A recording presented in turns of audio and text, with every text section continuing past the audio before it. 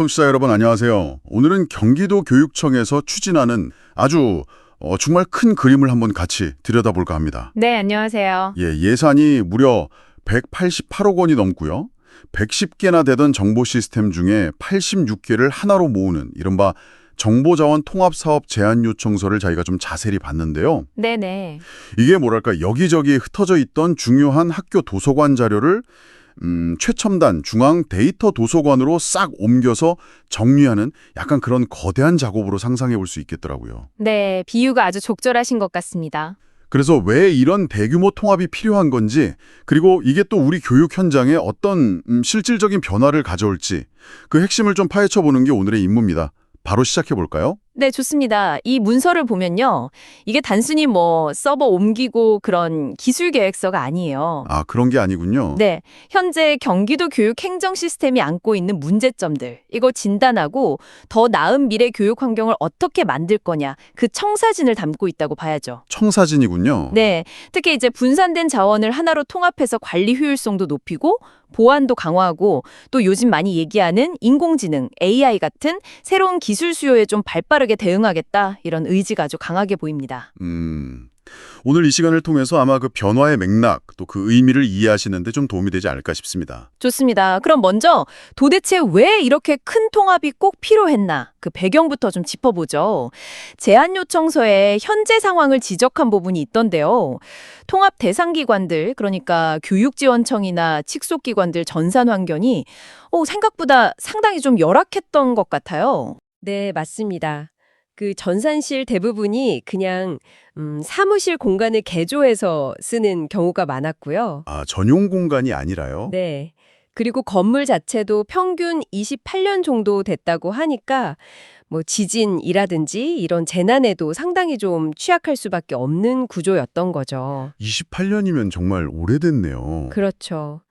물리적인 노후화도 문제지만 기본적인 설비, 예를 들어 서버는 열받으면 안 되잖아요. 네네. 그래서 온도, 습도를 일정하게 유지하는 항온 항습 장치, 아니면 혹시 불이라도 나면 바로 끌 수 있는 소화 설비, 이런 게 제대로 안 갖춰진 곳이 많았다는 겁니다. 어휴, 기본적인 건데도요. 네.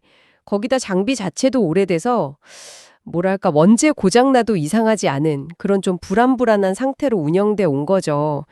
안정적인 서비스 제공에는 상당히 큰 위험 요소였습니다. 그야말로 시한폭탄 같은 느낌이었겠네요. 그런데 하드웨어만 문제가 아니었다면서요.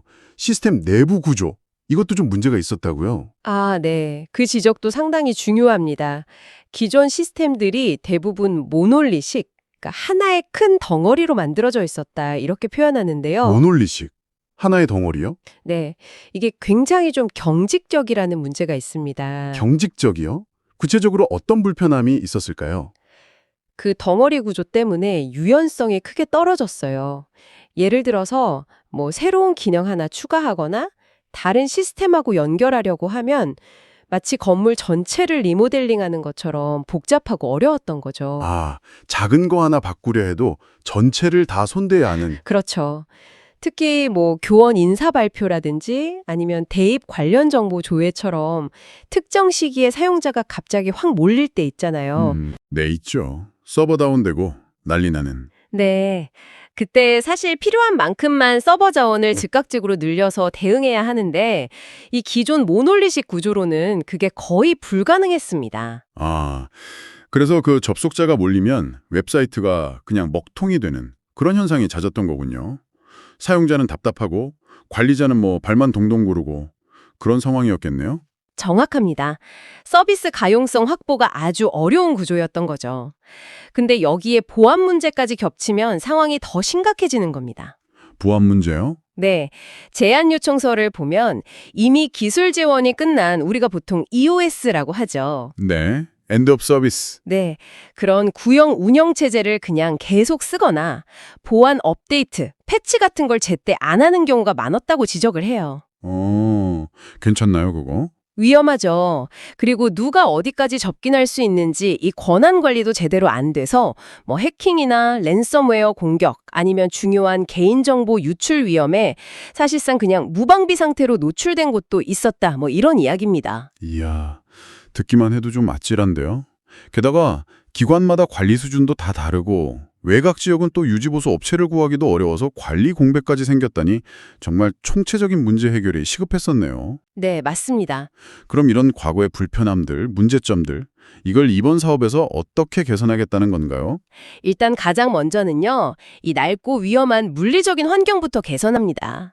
여기저기 흩어져 있던 서버, 스토리지, 네트워크 정비, 이런 정보 자원들을요, 재난이나 재해 대비 설비, 또 보안 시설이 아주 잘 갖춰진 소위 상급 수준의 데이터 센터, 바로 경기도 교육정보기록원으로 이전하고 통합하는 겁니다. 아, 그 교육정보기록원이 새로 지은 곳이죠? 네, 맞습니다. 그러니까 단순히 그냥 이사하는 게 아니라 안정적인 운영을 위한 기반을 다지는 이게 첫 단계라고 볼 수 있습니다. 네, 안전한 새 집으로 옮긴다 이렇게 이해하면 되겠네요.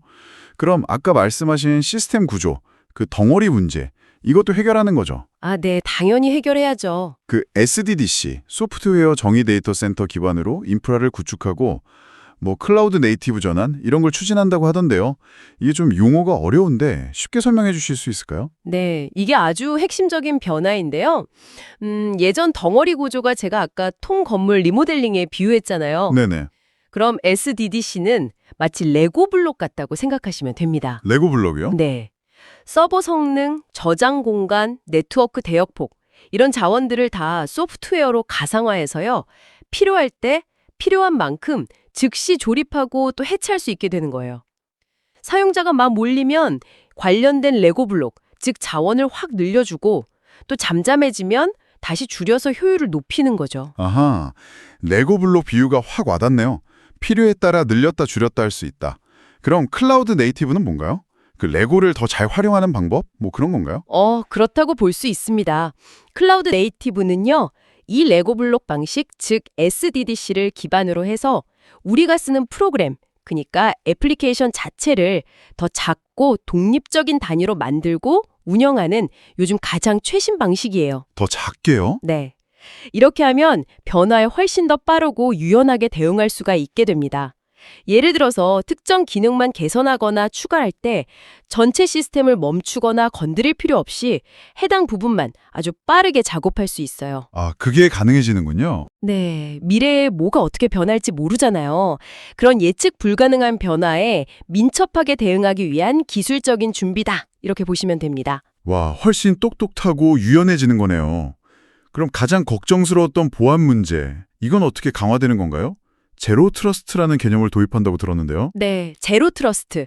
이게 말 그대로 아무도 믿지 않는다. 이런 원칙에서 출발하는 아주 강력한 보안 모델입니다. 아무도 안 믿는다고요? 네, 기존에는 보통 내부망은 안전하겠지? 약간 이런 가정이 있었거든요. 네, 그렇죠. 근데 제로 트러스트는 그런 가정 대신에 모든 접근 요청을 일단 의심하고 철저하게 검증하는 겁니다.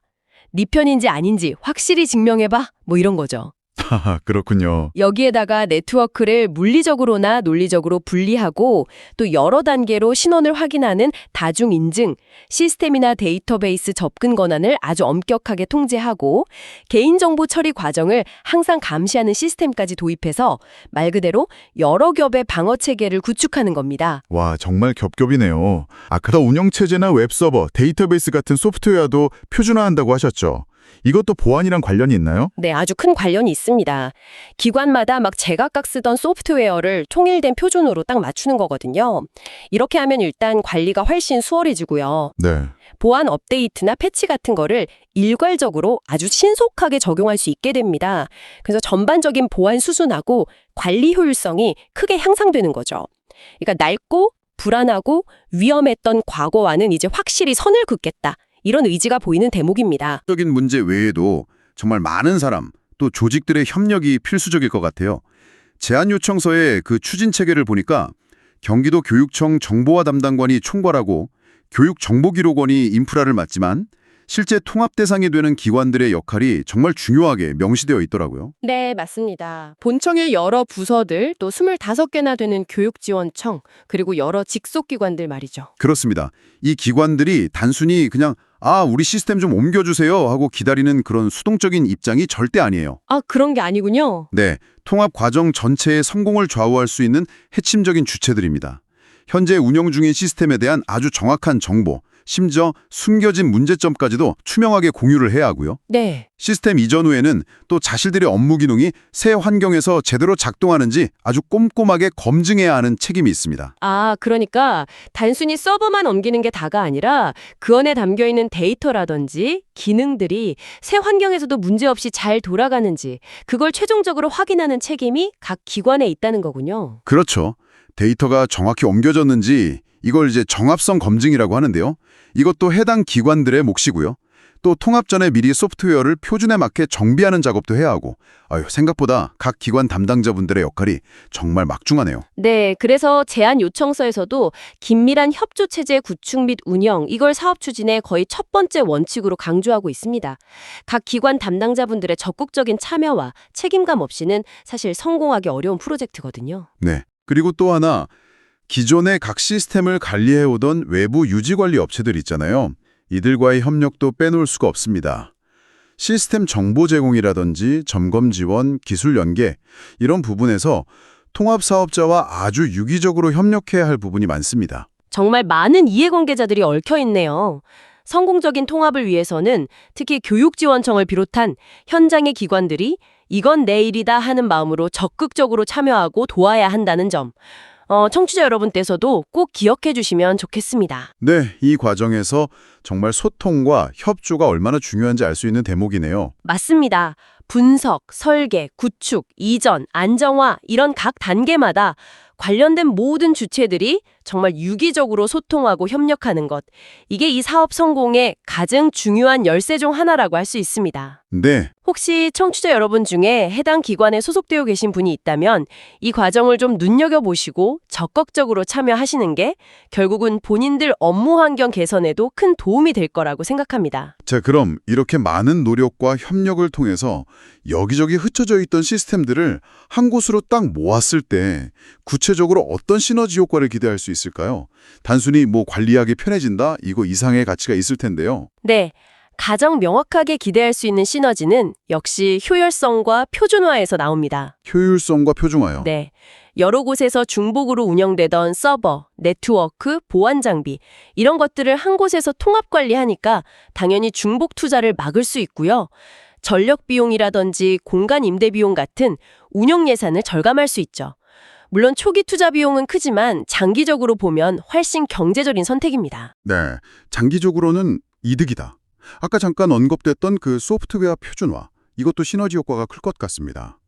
OS나 웹서버, 데이터베이스 이런 걸 통일하고 목록화, 그러니까 카탈로그화 해두면 앞으로 새로운 시스템을 만들거나 변경할 때 훨씬 빠르고 예측 가능하게 작업할 수 있겠네요. 그렇죠. 라이센스 관리도 훨씬 투명해지고요. 아, 맞네요. 라이센스 관리. 네, 이 표준화는 유지 보수의 효율성을 극대화하는 효과가 있습니다. 그리고 또 이렇게 통합되고 표준화된 환경에서는요, IT 서비스 관리, ITSM이라고 하죠. ITSM. 네. 네, 그리고 디지털 자산 관리, ITAM 같은 좀 체계적인 운영 시스템을 도입하기가 훨씬 용이해집니다. 그게 도입되면 뭐가 좋아지나요?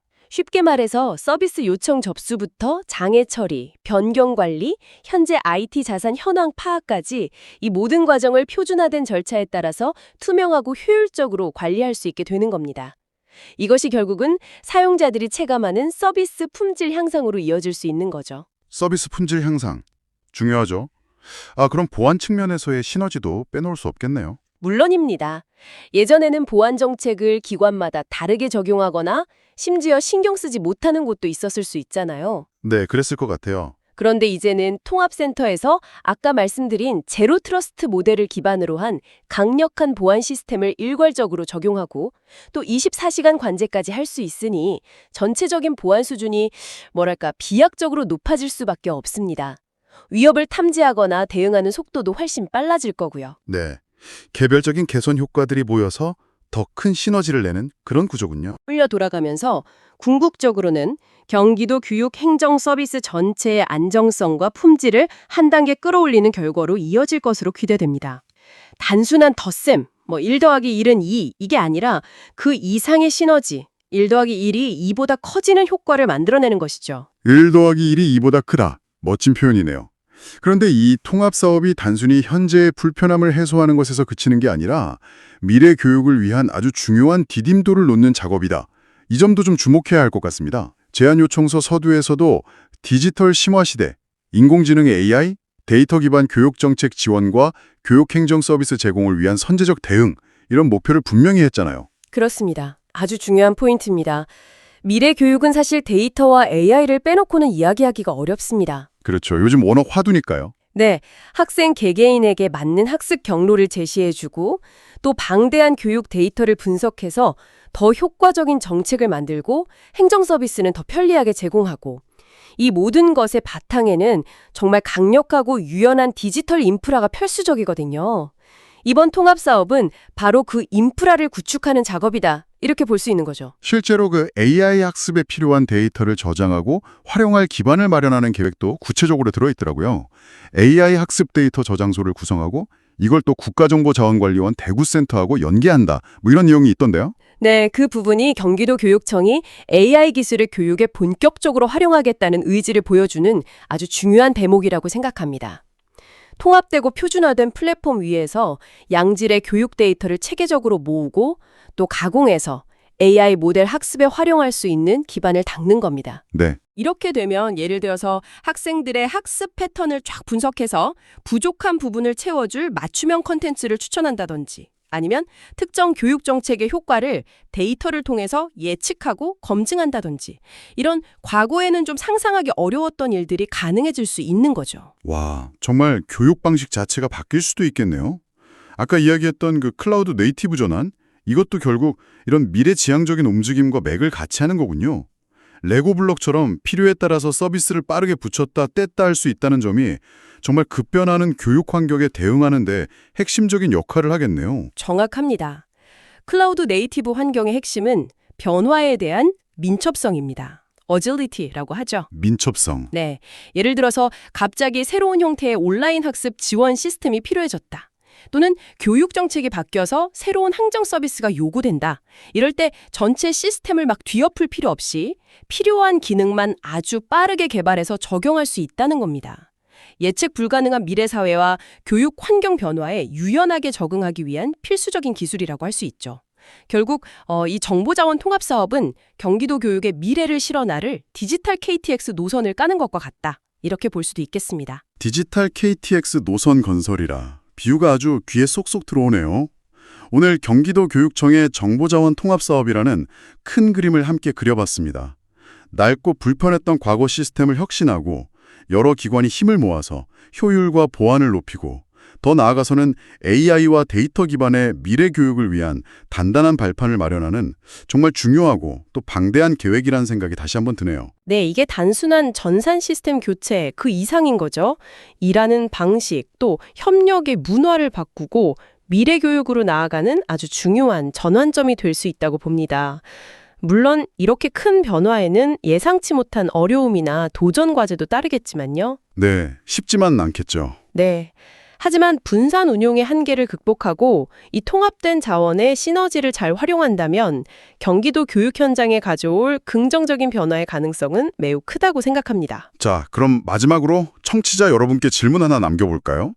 오늘 저희가 살펴본 것처럼 이렇게 강력하고 유연한 디지털 인프라, 디지털 KTX라고도 하셨는데 이게 성공적으로 구축된다면 과거에는 정말 생각하기 어려웠던 어떤 혁신적인 교육 서비스나 데이터 활용 방법이 가능해질 수 있을까요?